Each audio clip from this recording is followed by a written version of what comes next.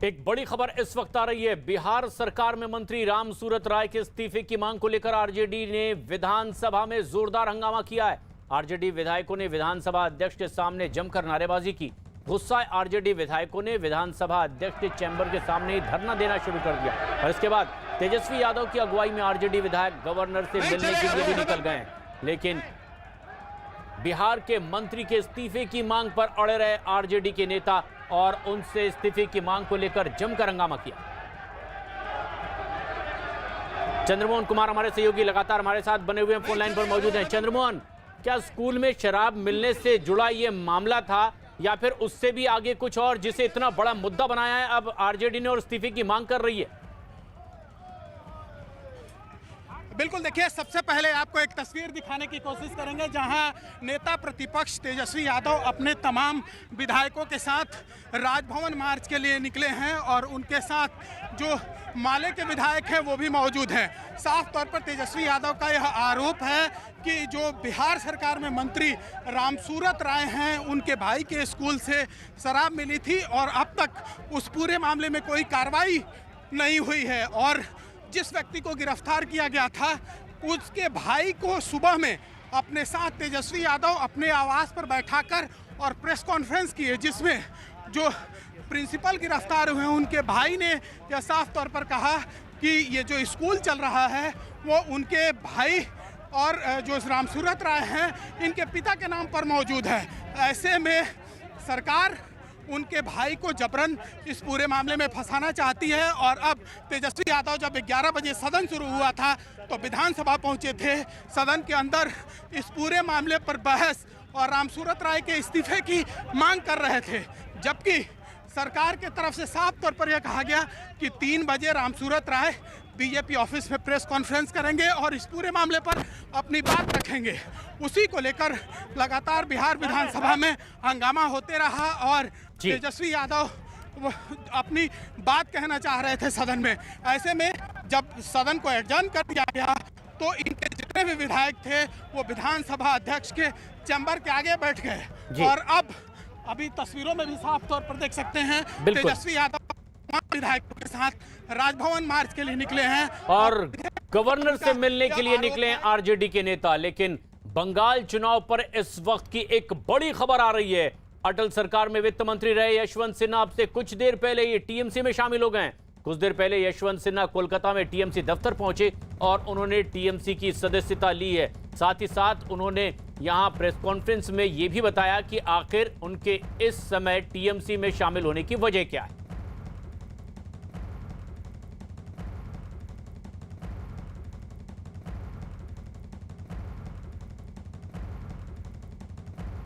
आपको ये जो आज की घटना है उसके बारे में शायद आश्चर्य हो रहा होगा कि क्यों इस उम्र में, जब एक तरह से मैंने दलगत राजनीति से, पार्टी पॉलिटिक्स से अपने को अलग कर लिया था, तो फिर मैं पार्टी में शामिल होकर क्यों एक्टिव हो रहा।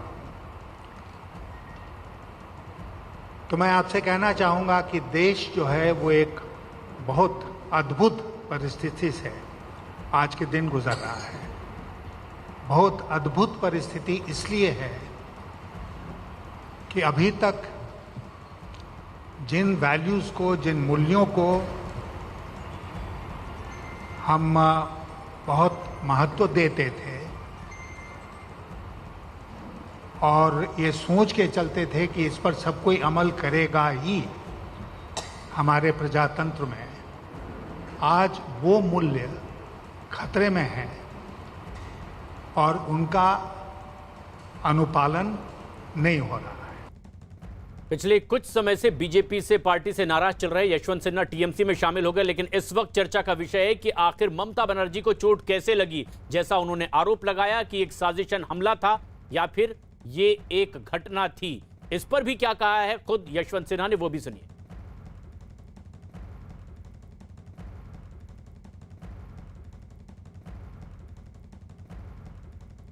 वो मोमेंट ऑफ डिसीजन था ममता जी के ऊपर जो अटैक हुआ, मैंने सोचा कि अब बाहर रहकर नहीं बल्कि बगल में रहकर, अंदर रहकर मुझे उनका साथ देना चाहिए।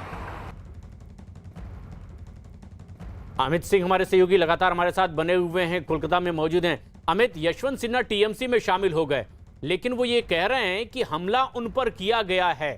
क्या वजह उन्होंने बताई है? अपने इस दलील में क्या तर्क भी वो दे रहे थे?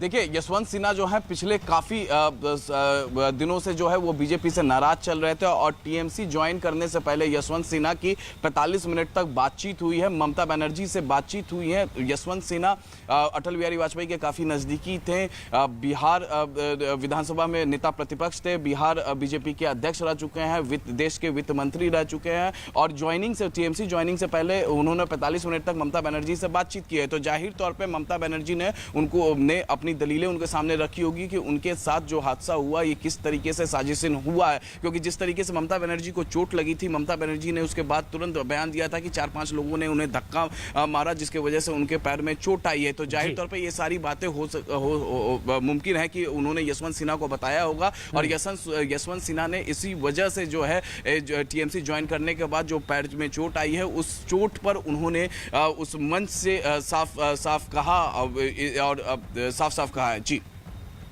और यशवंत सिन्हा ने सीधे एक बार फिर वही बात कही जो ममता बनर्जी कह रही थी कि साजिशन उन पर हमला किया गया है।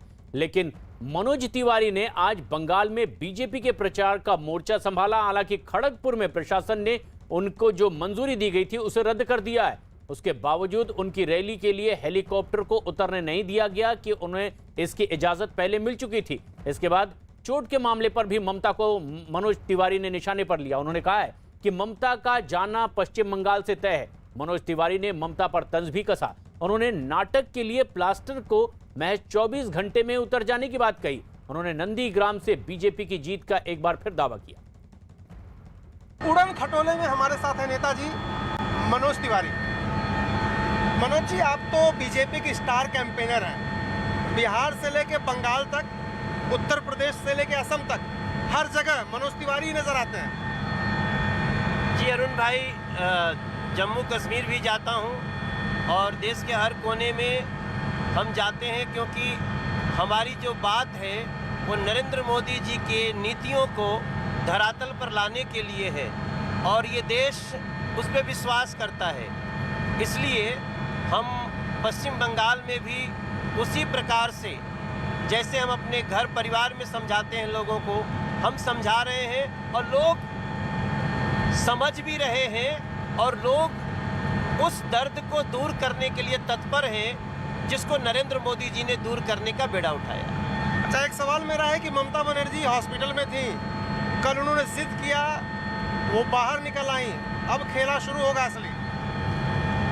एक्चुअली यही खेला अच्छे यही खेला है। पहली बार इस देश ने देखा होगा कि प्लास्टर 24 घंटे में उतर जाता है। इस देश में हर व्यक्ति प्लास्टर से परिचित है। जब फ्रैक्चर होता है तो प्लास्टर चढ़ता है और 15 दिन के अंदर तो प्लास्टर उतर ही नहीं सकता। ये अवधि एक महीना की होती है, लेकिन अगर बहुत हेयर फ्रैक्चर हो तो भी आपको 15 दिन रखना पड़ेगा।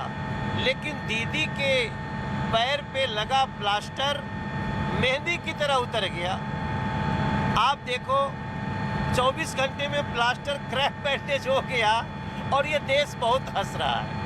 नहीं, क्यों हंस रहा है? चोट तो लगी है, सूजन दिखाई दे रही थी। आप क्या कह रहे हैं? चोट लगी होगी, सूजन हुआ होगा, लेकिन वो प्लास्टर का केस नहीं था। प्लास्टर तो सिंपैथी के लिए लगाया गया। प्लास्टर सिर्फ सहानुभूति का एक नाटक करने के लिए लगाया गया। उससे हंस रहा है पश्चिम बंगाल, क्योंकि सबको पता है गलती जो भी हुई है वो ममता दीदी से ही हुई है। अब वो भी जांच का विषय है, हुई है कि नहीं, चोट लगी कि नहीं लगी। लेकिन चोट लगी तो हम सब प्रार्थना करते हैं दीदी का चोट जल्दी ठीक हो जाए। लेकिन जो पश्चिम बंगाल को चोट लगी है उसको कैसे ठीक होगा, वो दिल्ली की हमारे देश की पश्चिम बंगाल की जनता बताए। तो मनोज तिवारी अपने अंदाज में पश्चिम बंगाल के चुनावी रणभूमि में उतर चुके हैं और प्रचार अभियान की शुरुआत उन्होंने कर दी है। आज पूरे दिन मनोज तिवारी के साथ रहेंगे और आपको हर रंग उनके चुनाव प्रचार का दिखाते रहेंगे। बने रहिए न्यूज़ 18 इंडिया के साथ। अरुण सिंह हमारे सहयोगी हमारे साथ जुड़ रहे हैं। अरुण, क्या वजह बताए मनोज तिवारी की उनकी रैली को इजाजत नहीं दी गई, हेलीकॉप्टर नहीं उतरने दिया गया खड़गपुर में उनका? देखिए, मनोज तिवारी इस वक्त एक रोड शो कर रहे हैं पुरुलिया में और मैं उनके मिनी ट्रक पर ही सवार हूँ। आप देखिए पीछे पुरुलिया की जनता चल रही है और इस मैं खुद ही बात करता हूँ, देखता हूँ कि वो क्या आरोप लगा रहे हैं। मनोज जी, मनोज तिवारी खुद आरोप लगा रहे हैं कि उनकी रैली नहीं होने दी जा रही है। मेरे साथ मनोज तिवारी हैं। मनोज जी, आपकी रैली कहाँ नहीं होने दी जा रही है? देखिए, यहाँ से हमको अभी हम बंदवान में बड़ा बाजार में हैं। यहाँ भी आपने देखा होगा एक जगह के बाद आगे नहीं जाने दिया गया, लेकिन जो रैली परमिशन नहीं मिल रही उतरने की वो है खड़गपुर में। वहाँ मेरे हेलीकॉप्टर को उतरने की परमिशन ही नहीं दे रहे हैं और लोगों का इतना इंतजार चल रहा है। मैं बड़ा दुखी महसूस कर रहा हूँ। क्यों आपको लगता है, क्यों प्रशासन ने, आप कह रहे थे पहले अनुमति दे दी बाद में कैंसिल कर दी? जहाँ पे हेलीकॉप्टर उतरने का था उसको इतना दबाव दिया गया कि उसने अपना परमिशन ही कैंसिल कर दिया। तो इस तरह से रोक करके कौन से राजनीति की शुरुआत कर रही है टीएमसी सरकार? मेरा आखिरी सवाल, ये जो रोड शो आप कर रहे हैं, ये जनता जो आपका अभिवादन कर रही है, क्या उम्मीद आपको है इस भीड़ को देख के?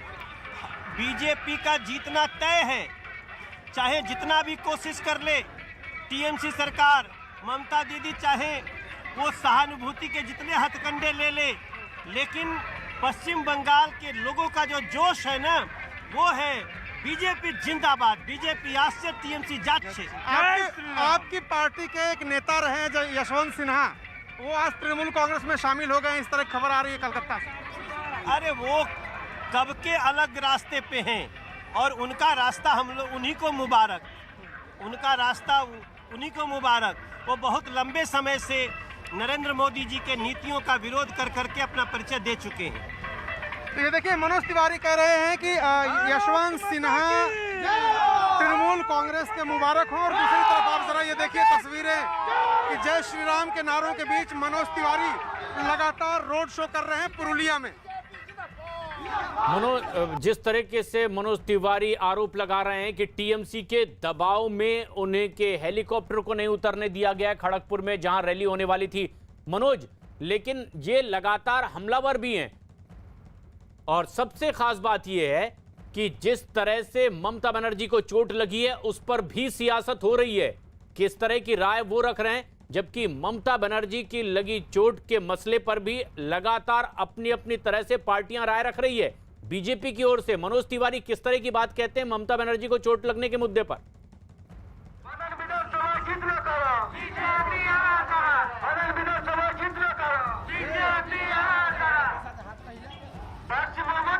और पुरुलिया से अरुण हमारे सहयोगी लगातार हमारे साथ बने हुए हैं। अरुण, ममता बनर्जी को जो चोट लगी है, मनोज तिवारी उस पर क्या रिएक्शन देते हैं?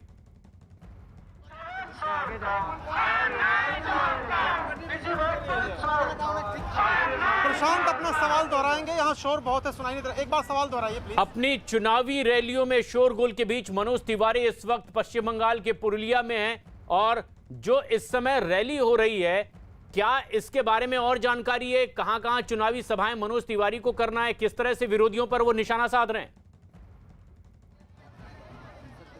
देखिए, पहली बात तो कि मनोज तिवारी का एक अपना अंदाज है, वो भोजपुरी के अभिनेता हैं, वो गायक हैं और वो सांसद हैं। तो मनोज तिवारी एक अलग तरीके से लोगों से यहाँ की भाषा में संवाद करते हैं।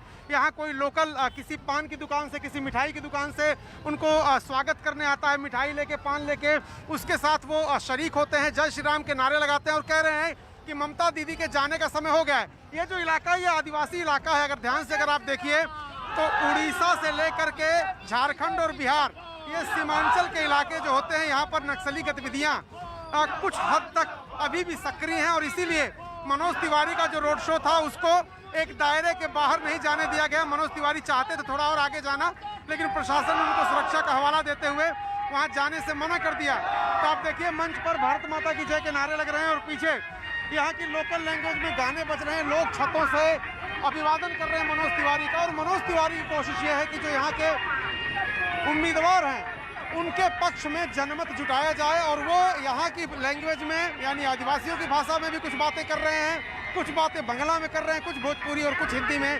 तो मनोज तिवारी का रोड शो देखिए लगातार चल रहा है, लगभग 1.5 किलोमीटर लंबा रोड शो ये है। और अब उनको वापस कोलकाता लौटना पड़ेगा, क्योंकि यहाँ से उनको खड़गपुर जाना था, जिसकी अनुमति उनके मुताबिक आरोप लगा रहे हैं कि प्रशासन ने अनुमति देने के बाद दबाव बना करके जो जमीन का मालिक था उससे रद्द करवा दी है, और इसलिए वो नहीं जा पाएंगे। तो बंगाल में बीजेपी के नेता चुनाव प्रचार कर रहे हैं, रैलियां कर रहे हैं, रोड शो कर रहे हैं, लेकिन दिल्ली में बीजेपी बंगाल में परिवर्तन की रणनीति बनाने में जुटी हुई है। एक और इस वक्त जेपी नड्डा के घर पर बीजेपी कोर ग्रुप की बैठक चल रही है, जिसमें अमित शाह भी शामिल हुए हैं, और इस बैठक में बंगाल बीजेपी के कई बड़े नेता भी शामिल हुए हैं।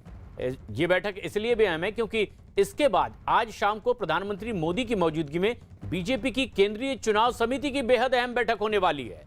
और उससे पहले बीजेपी के राष्ट्रीय अध्यक्ष जेपी नड्डा के घर ये कोर ग्रुप की बैठक चल रही है, जिसमें गृह मंत्री समेत तमाम वरिष्ठ नेताओं की मौजूदगी है, और इसमें मंथन किया जा रहा है। बीजेपी अध्यक्ष जेपी नड्डा के घर ये जो बैठक चल रही है, गृह मंत्री अमित शाह इसमें पहुंचे हुए हैं, असम और बंगाल के कई बड़े नेता इस बैठक में शामिल हैं, और आज शाम को होने वाली बीजेपी की केंद्रीय चुनाव समिति की बैठक से पहले ही ये बैठक अहम मानी जा रही है। कई नाम इसमें फाइनल हो सकते हैं, जिनका ऐलान देर रात तक हो सकता है।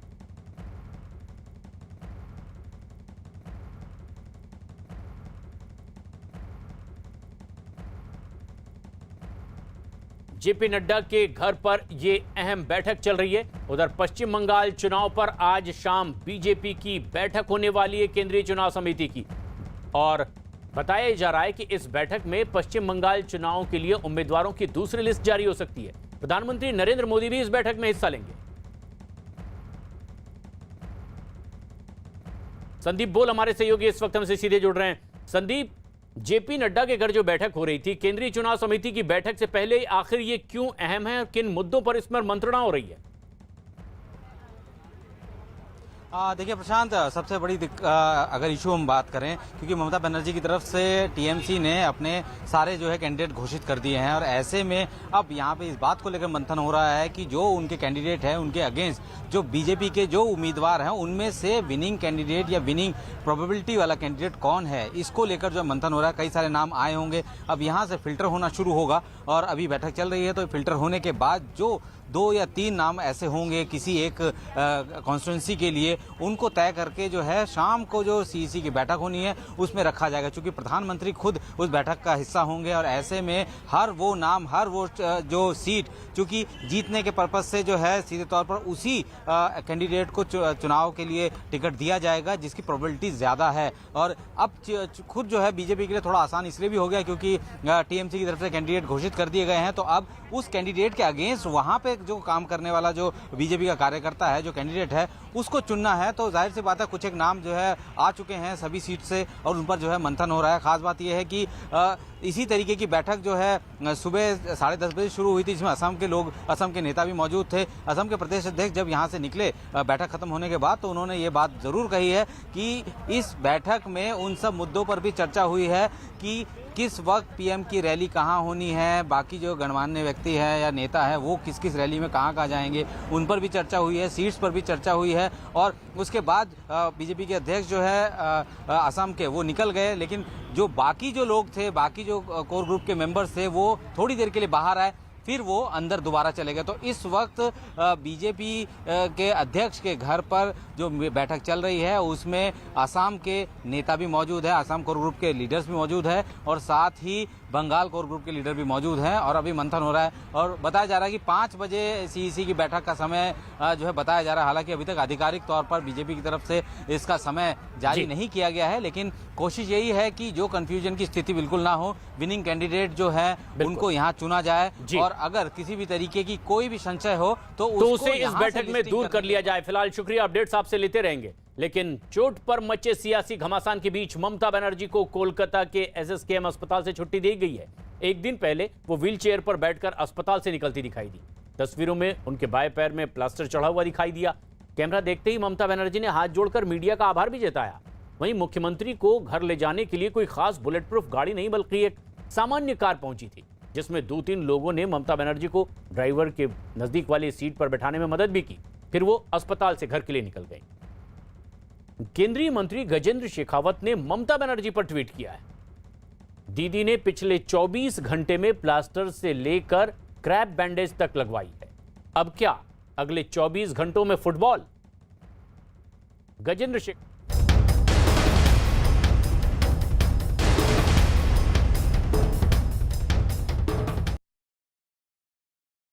आत्मनिर्भरता की ओर बढ़ने की भारतीयों की एक स्वाभाविक क्षमता होती है। इसका सीधा रिश्ता आत्मसम्मान और स्वावलंबन से होता है।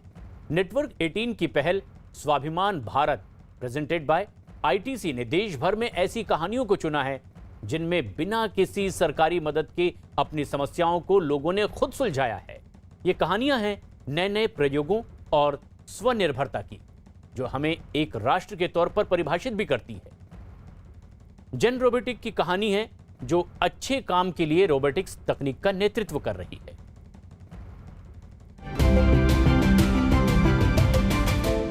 त्रिवेंद्रम स्थित जेन रोबोटिक्स के संस्थापक कॉलेज में साथ पढ़ते थे, जिनका एक ही जुनून था, रोबोटिक्स और आर्टिफिशियल इंटेलिजेंस में ऐसी टेक्नोलॉजी विकसित करी जो कि एक मजबूत सामाजिक प्रभाव रखती थी। 2015 में उन्होंने जेन रोबोटिक्स की शुरुआत की।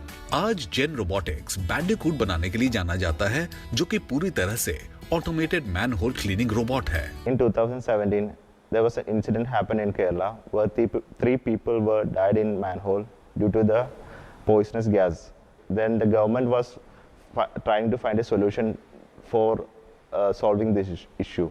At that time, this problem came into our hands. We understand this problem. This is not a problem that is happening in Kerala or not in India. It's a worldwide problem where we started this mission to solve this and we built the Bandicoot robot. इस startup ने देश के 11 राज्यों में Bandicoot रोबोटों की तैनाती की है और हजारों स्वच्छता कर्मचारियों को रिहैबिलिटेशन प्रक्रिया के अंदर रखा गया है। One of our major dream is to end this deadly practice and bring a social mobility into our society. Gen Robotics केंद्र और राज्य दोनों सरकारों के साथ मिलकर हाथ से मैला ढोने की प्रक्रिया को जड़ से खत्म करने की कोशिश में जुटा है।